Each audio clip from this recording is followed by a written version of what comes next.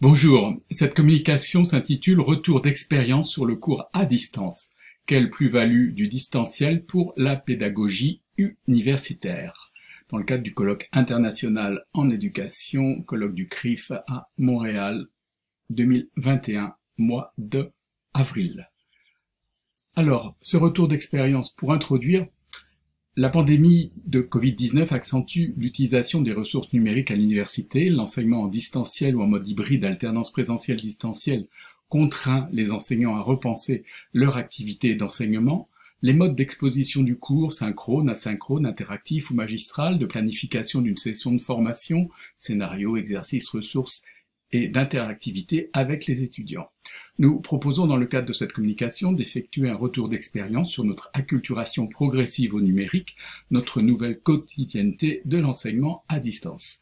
À partir d'une description de notre pratique, nous effectuons une première recension des avantages et des limites de la pédagogie numérique à distance, puis nous tentons d'interroger l'efficacité de cette procédure pour l'enseignant comme l'étudiant. Quelle plus-value réside dans l'articulation entre pédagogie à distance et technologie numérique? Dans quelles conditions cette plus-value s'opère-t-elle? Sur quel renouvellement des gestes professionnels d'enseignement se fondent-elles? En quoi sont modifiés les gestes d'études des étudiants et les gestes d'enseignement dans un jeu d'apprentissage? Notre cadre théorique relève du modèle du jeu d'apprentissage. Mes recherches se focalisent sur les questions d'apprentissage, de conceptualisation et de gestes d'enseignement et d'études les plus favorables à cette dynamique. J'ai étudié cela au travers de l'enseignement de la grammaire et de la géométrie.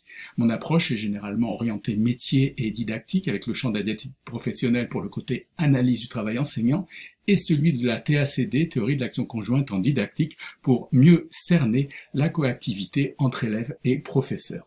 Naturellement, l'enseignement en distanciel a affecté plus ou moins ces modèles, voire chamboulé quelques représentations. La théorie de l'action conjointe en didactique considère toute situation scolaire en termes de jeu didactique coopératif, ayant comme moyen d'action un jeu d'apprentissage visant un jeu épistémique d'acquisition du savoir. Nous savons que le rôle de l'école est de conduire les élèves à la formation de concepts au travers de jeux d'apprentissage. Cette notion du jeu est centrale. Elle comporte des dimensions à la fois cognitives, affectives, sociales, institutionnelle et stratégique. C'est une notion investie et fort pragmatique pour appréhender les activités humaines en classe, comme nous le souligne Sansevi. Le modèle du jeu souligne tout particulièrement des aspects affectifs, cognitifs et pragmatiques des actions de formation. Il souligne bien la coopération. Le jeu est fondamentalement coopératif, en plus d'être mobilisateur de ressources. On peut ainsi décrire le jeu du professeur sur le jeu d'élève par le truchement d'une topogénèse qui informe de la place que chacun prend dans la transaction au sein d'une genèse conceptuelle visée par le cours. On peut mesurer le jeu des élèves sur le jeu du professeur et inversement. On peut mesurer également la manière de rentrer dans le jeu et de se prendre au jeu, tout comme la façon de jouer au jeu d'apprentissage. Notons que pour gagner au jeu didactique, le joueur doit produire des stratégies gagnantes par lui-même. La lisibilité de la classe d'enseignement est renforcée grâce au schéma que je vais vous présenter.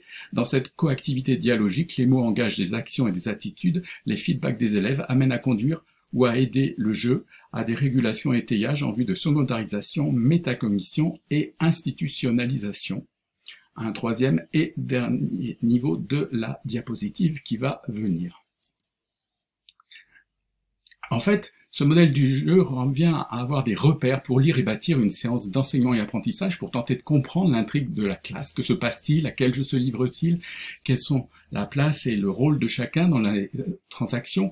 Qui prend en charge les transactions? Quels leviers ou artefacts sont employés pour développer un bon informationnel dans les transactions? L'idée est de saisir à quel jeu se livrent les individus dans les transactions de construction du savoir en classe. De quelle manière coopèrent-ils? Nous pensons que c'est à ce prix qu'il est possible de saisir l'action professorale.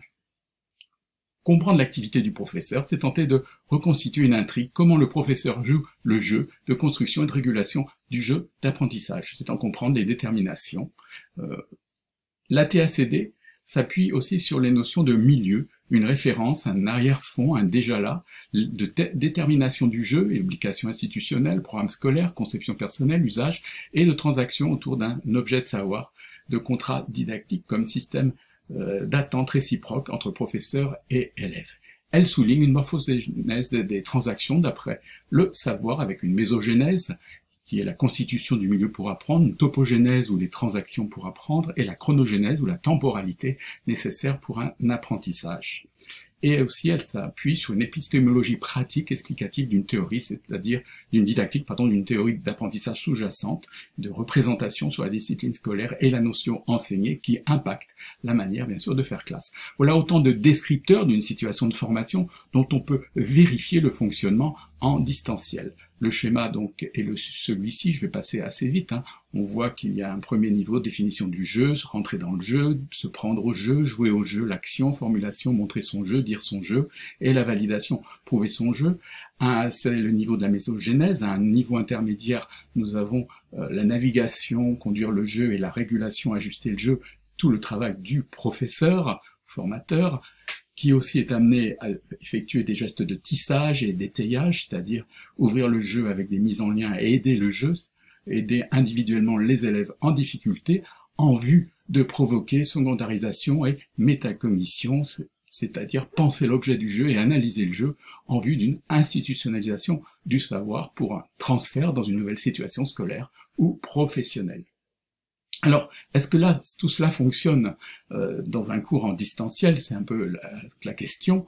Donc, déjà, ce retour d'expérience, ça m'amène donc à vous dire qu'il s'agissait donc de 3 parcours de formation, formation de formateur, formation sur la didactique, de 2 publics différents, un public de formation continue adulte engagé dans la vie professionnelle ou en reconversion, et un public de sortants de licence pluridisciplinaire en sciences humaines. Les contenus étaient des contenus en pédagogie, andragogie, théorie de l'apprentissage et leur traduction pédagogique, didactique professionnelle, théorie de l'action conjointe, ingénierie de formation, notion de base en ergonomie était vue, ainsi que les notions de projet, d'orientation et d'auto-formation. Le cours à distance était constitué d'alternance entre exposé du formateur et exposé préparé par des étudiants, ou un travail personnel sur projet personnel qui était ensuite exposé, des exercices pédagogiques numériques avec questionnaire de relevé des représentations initiales, conception de groupe, brainstorming sous forme de schéma ou nuage de mots, carte mentale, ligne de vie, arbre de compétences, blason de valeur. Des discussions de groupe via le micro ou la messagerie étaient possibles, ainsi que des présentations de vidéos, de pages internet pour ponctuer le discours du formateur. On voit ce schéma descriptif, le schéma du fonctionnement de la plateforme Zoom, avec le visage du professeur, l'écran central Zoom pour les interventions éventuelles des étudiants, l'écran partagé avec les projections de pages web, vidéos, travaux d'étudiants, et cette messagerie Zoom pour une intervention différée ou indirecte des étudiants. Alors, quel est le témoignage que je peux faire de cette expérience, retour d'expérience? J'ai tout d'abord été frappé par le fait qu'il n'y a pas d'interférence qui parasite pendant le cours. Je ne vois pas les réactions des étudiants, leurs réactions physiques, leurs regards, leur bavardage ou des intérêts flagrants. Il y a une neutralisation de leurs réactions gestuelles, de leurs réactions négatives, voire même de leur désintérêt. Ce qui ôte ce que la relation pédagogique peut comporter comme élément perturbant le discours. En même temps, je ne perçois pas les incompris, les besoins de clarification. Je ne peux pas m'ajuster en termes didactiques à leur zone de proche développement, à ce qu'ils peuvent saisir et aux nécessités d'adapter mon discours. Les étudiants timides posent des questions avec le chat, la conversation de Zoom. J'ai observé dans certains TD beaucoup plus de participation. Certains sont plus à l'aise pour intervenir par l'écriture, envoyer des mots-clés, des idées, des remarques, avec des phrases courtes que participer à l'oral. D'une certaine manière, l'écran protège, il met à distance. Toutefois, selon les cours, la monotonie avec le peu de participation des étudiants est source d'agacement. Cela étant, j'ai retrouvé les mêmes groupes dans les mêmes parcours de formation, autant silencieux en présentiel qu'en distanciel. Chose à noter. Beaucoup plus de préparation était nécessaire pour moi, avec une obligation de repenser le cours, avec un nouveau format, sans distorsion pour autant du contenu, avec de nouveaux travaux d'application à effectuer. Certains travaux de groupe vont en plus s'effectuer selon les protocoles sanitaires en vigueur, et certaines expérimentations en lien avec des organisations pouvaient ne pas aller à leur terme, car l'avenir sanitaire est trop incertain, la vie quotidienne étant ponctuée sans prévenir à l'avance de mesures de restriction des contacts sociaux, couvre-feu, semi-confinement, fermeture d'entreprises aux personnes étrangères. Donc prévalaient finalement les contenus académiques qui deviennent une valeur refuge. J'avais finalement l'impression plus le temps passait, de faire de la radio universitaire, me rappelant ma jeunesse et mon expérience à Radio Libre des années 80 en France, conduisant moi-même à trop parler, le cours devenant trop un cours magistral, pouvant ennuyer à la longue, autant l'émetteur que le récepteur même s'y était ponctué de courtes vidéos à regarder, de brainstorming auxquels participer, de questionnaires auxquels répondre, afin de prendre la température des représentations du groupe d'étudiants et ainsi y répondre. Ce qui fut un outil d'une grande richesse, cela dit, favorisant une certaine adaptation au groupe, à ses propos dans une perspective interactive, néanmoins pas toujours malheureusement probante. Mon petit bureau ne constituait pas une pièce de travail suffisamment close. J'avais vu sur un extérieur qui pouvait me divertir des propos, les miens et ceux des étudiants, et aussi m'amener à observer des éléments de vie privée pendant le cours à distance s'avérant déstabilisants. Afin d'éviter une invasion de l'extérieur dans l'intérieur du cours à distance, je pense qu'il importe de sanctuariser le lieu de travail à distance, une salle dédiée chez soi ou un ami, un bureau ou une salle à la faculté où il est possible de s'y rendre. J'ai vécu une forme d'intrusion du privatif faisant cours, qui s'est révélée embarrassante et délicate pour le moins à gérer. J'ai enfin rencontré beaucoup de frustration avec des outils numériques ne fonctionnant pas au dernier moment, un manque de savoir-faire dans l'utilisation des nombreux outils numériques à disposition, faute d'une formation personnelle. L'auto-formation, en effet, présente de grandes limites. Je me suis rendu compte tardivement que j'aurais pu faire mieux si j'avais été aidé, soutenu, tutoré. Alors, quelles sont les réactions des étudiants suite à la passation d'un sondage ? En négatif, les moins, un manque d'interaction a été bien précisé, manque d'interaction de groupe, pas d'échange, pas de discussion suffisante, une perte de la motivation, pas d'apprentissage de type socio-constructiviste, trop de contenu, un discours trop rapide, des cours trop transmissifs, trop magistraux, amenant donc de la monotonie, de la lassitude, du décrochage, de la distraction et de la procrastination également, et puis c'est une difficulté à être attentif, à être autonome, donc le risque de beaucoup de déconcentration. Le point positif, ou les points positifs malgré tout, c'était la possibilité de revenir sur le cours, d'étudier à son rythme, déjà d'avoir aussi pas de trajet automobile et de stress suite à des ralentissements routiers comme nous le connaissons dans notre région sur l'île de la Réunion. C'est aussi une ouverture pour les étudiants à l'auto-formation, plus facile de poser des questions, moins d'exposition de soi avec le chat pour les étudiants plutôt timides, pas de barrière géographique permettant donc d'une micro-région à l'autre de pouvoir assister aux cours, une flexibilité aussi reconnue avec le mode synchrone ou asynchrone, on peut retourner sur l'enregistrement du cours, un développement de l'autonomie et de l'adaptabilité était bienvenu, et enfin des ressources numériques diversifiées comme les vidéos, les jeux, les QCM pouvaient être intéressants. Alors, si on va plus avant dans le sondage étudiant, mais j'aurai peut-être pas le temps, les avantages du distanciel, c'était pour certains pouvoir rester chez soi, possibilité d'avoir accès à plusieurs données en même temps grâce au numérique, contourner les obstacles sanitaires, météo-spatiaux, pas de déplacement, pas de route à faire, le fait de pouvoir être à l'aise pour poser ses questions derrière l'écran, d'être dans une zone de confort, pouvoir revenir sur le cours et ses contenus à tout moment, et puis donc, comme je le disais, des interventions facilitées pour les étudiants timides. Les inconvénients, bien sûr, le manque d'interaction du groupe, la lassitude qui s'installe plus rapidement, le risque de monotonie, la procrastination, la distraction, la déconcentration, la difficulté d'apprentissage, la nécessité d'être très autonome, d'avoir un espace de travail calme avec une bonne connexion Internet et de trouver tout seul sa motivation.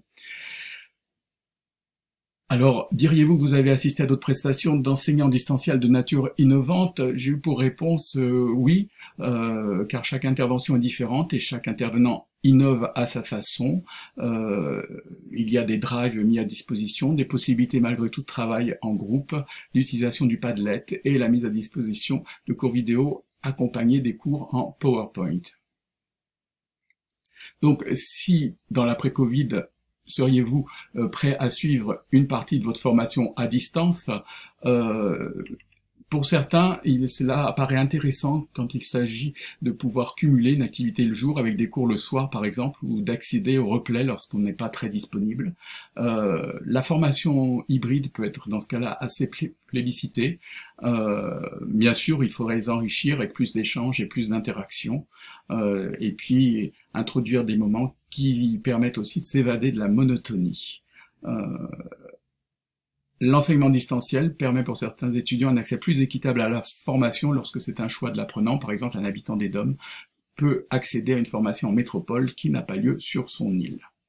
Alors, en analyse, qu'est-ce que je pourrais dire? J'approche de la conclusion. C'est qu'enseigner en streaming est devenu une des modalités de structuration du groupe classe à l'université au temps de la Covid-19. En distanciel, les corps sont affectés, ils sont immobiles, ils sont invisibles, ils peuvent même s'engourdir, nous disent certains auteurs. Tous les éléments de la communication pédagogique habituellement transmis par le corps sont bouleversés. Il n'y a plus de communication non verbale telle qu'on peut l'entendre. Comme un comédien, l'enseignant ponctue généralement son cours en disant son corps, il le fait vivre, il l'incarne. Là, nous sommes donc dans une problématique de la dimension théâtrale du métier de formateur qui est posée. Une gestuelle pédagogique accompagne en effet le discours, avec des gestes de la main, des mimiques faciales, la direction du regard, qui ponctue l'animation de classe. L'utilisation de la webcam impose un certain nombre de contraintes au corps, donc on est dans une problématique d'enrôlement et de contact avec le groupe. L'absence du visage des étudiants prive l'enseignant des signaux de feedback, donc là on retrouve une problématique de régulation et de navigation pour voir le travail d'apprentissage en train de s'accomplir, et puis voir comment conduire et ajuster le jeu d'apprentissage dont je parlais tout à l'heure. Enseigner face à un groupe d'étudiants invisibles peut aussi être déstabilisant pour l'enseignant et négatif pour la dynamique de groupe, supposant qu'elle puisse exister en distanciel. Peut-on construire l'identité d'un groupe classe relativement désincarné? C'est une question. L'enseignant peut imaginer des activités brise-glace mises en place au début de semestre ou en début de cours en guise d'échauffement. Et là, nous sommes donc dans une possibilité de relance de l'intérêt, de la motivation. Ces activités brise-glace peuvent aussi avoir vocation à tisser du lien entre les contenus des différents cours passés, et on rejoint la problématique du tissage. Le travail en petits groupes permet aussi d'échapper à un enseignement entièrement transmissif. On pourrait imaginer donc de faire travailler en sous-groupe dans des salles virtuelles afin de travailler sur un document ou un exercice par groupe de 4 ou 5. Là, nous sommes dans la problématique de jouer le jeu d'apprentissage dans des conditions optimum et du savoir montrer, dire son jeu d'apprentissage. Encourager l'échange, bien sûr, est fondamental, donc on a le chat pour ça, on a aussi des activités à stimuler, dessiner des réponses sur un tableau partagé, par exemple, utiliser Google Forms, WooClap, Moodle, afin d'obtenir des indices sur les apprentissages effectifs et aussi les manières d'appréhender les objets de savoir. C'est aussi prévoir des outils pour faire parler les étudiants sur ce qu'ils apprennent avec le journal des apprentissages, un journal de bord, un résumé spontané ou un nuage de mots-clés, afin de stimuler un exercice de la pensée sur le savoir. Et là, nous sommes dans la problématique de secondarisation et de métacognition. Au final, il apparaît nécessaire de disposer de nouveaux formats pour faire classe, plus inventifs et créatifs, moins chronophages et exigeants, sur des périodes de temps relativement courtes et parfaitement structurées. Le principe de la classe inversée me paraît relativement exemplaire. La classe, c'est ce qu'il y a avant, pendant et après la séance de cours à proprement parler. C'est un nouveau schéma didactique qui renvoie, je pense, aux oubliettes, le traditionnel cours magistral d'une heure ou deux. Il est possible aussi d'imaginer d'autres manières d'enseigner à distance en ouvrant les salles virtuelles plus tôt ou en fermant plus tard et en proposant un décor chaleureux, une œuvre à regarder, une musique plaisante à écouter, comme le conseillent certains spécialistes. Voilà. Pourquoi aussi ne pas envoyer le contenu du cours à l'avance de manière à profiter de ces moments synchrones pour interagir, injecter plus d'interaction humaine, expliciter les incompréhensions, quitte à réduire le temps de cours en distanciel afin que chacun lise chez soi à sa guise les documents. Quelques auteurs proposent aussi de développer des cours en balado-diffusion ou transmettre les évaluations par support audio. Alors, cette étude, pour conclure, n'est qu'un retour personnel d'expérience. Il faudrait travailler avec de nouveaux descripteurs propres à l'enseignement distanciel, repenser une modélisation spécifique d'enseignement numérique à l'université, et la première conclusion qui s'impose à nous. Les résultats de cette étude sont mes ressentis de formateurs et ceux d'étudiants, globalement très mitigés. Ces résultats ne sont pas convaincants, cependant il est possible d'observer une plus-value pédagogique avec l'utilisation du numérique, à condition de bien le scénariser et de ne pas oublier des gestes de régulation et de tissage, ainsi que gestes de conduite à la secondarisation métacognition qui peut être favorisée par un journal numérique des apprentissages que chacun tient, seul ou en petit groupe, avec Google Drive, ainsi que des salles virtuelles qui seraient ouvertes pour favoriser la discussion et la conceptualisation entre étudiants. Distanciel permet somme toute des innovations pédagogiques à reprendre en présentiel ou dans des modalités hybrides d'enseignement. Toutefois, les universités doivent organiser des formations conséquentes en distanciel et en présentiel, en tout petit groupe tutoré par exemple. Enfin, pour conclure, je crois qu'il est préférable de choisir un mode hybride d'enseignement qui insère dans le cours en distanciel quelques moments de présentiel dans la mesure du possible pour échanger, réguler et compléter le cours et surtout éviter une relation pédagogique désincarnée. Je merci de votre attention.